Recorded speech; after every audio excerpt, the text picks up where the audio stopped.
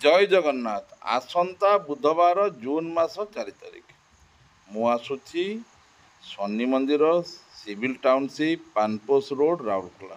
आपण मैंने जानी दीर्घ 2 वर्ष है राउरकेला आमर दैवी चिकित्सा चली आ सबू कैंप्रे शह शह संख्यार रोगी मानकर भिड़ रुए।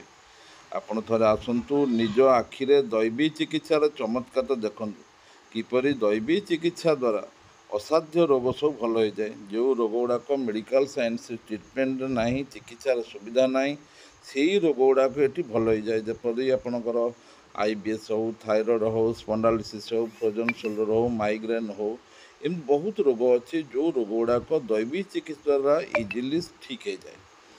आपण मैंने आसतु आसंता बुधवार जून 4 तारिख मु आसूची शनि मंदिर सिविल टाउनशिप पानपोस रोड राउरकेला।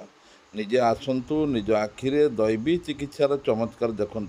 एठार किसी खाइबार ना पीबार ना पालिबार ना कि ना केवल टिके स्पर्श बड़ बड़ रोग सब भल जहाँ आजिर आधुनिक जुगरे केही विश्वास करेनि जे मेडिकल फेरंता रोगी मानक बिना औषध बिना इंजेक्शन रे भल करा जाए।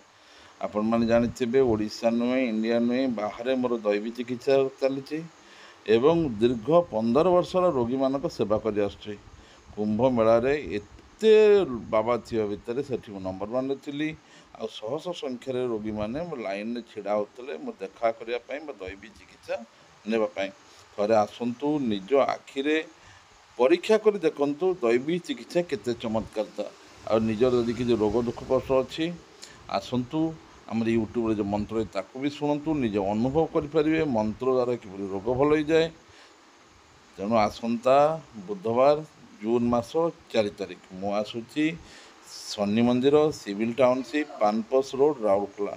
थोड़े देखु निजे अनुभव करूँ जे किपरि रोग गुड़ाक दैवी चिकित्सा द्वारा भल हो जाए।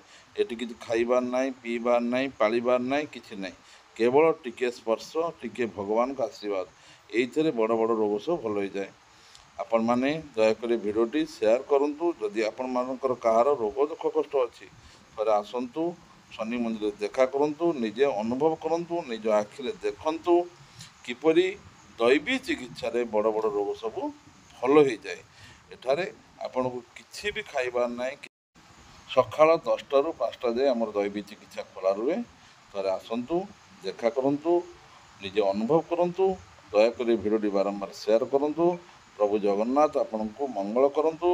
ये भिडियोटी देखिथापी आपको अशेष धन्यवाद। जय जगन्नाथ।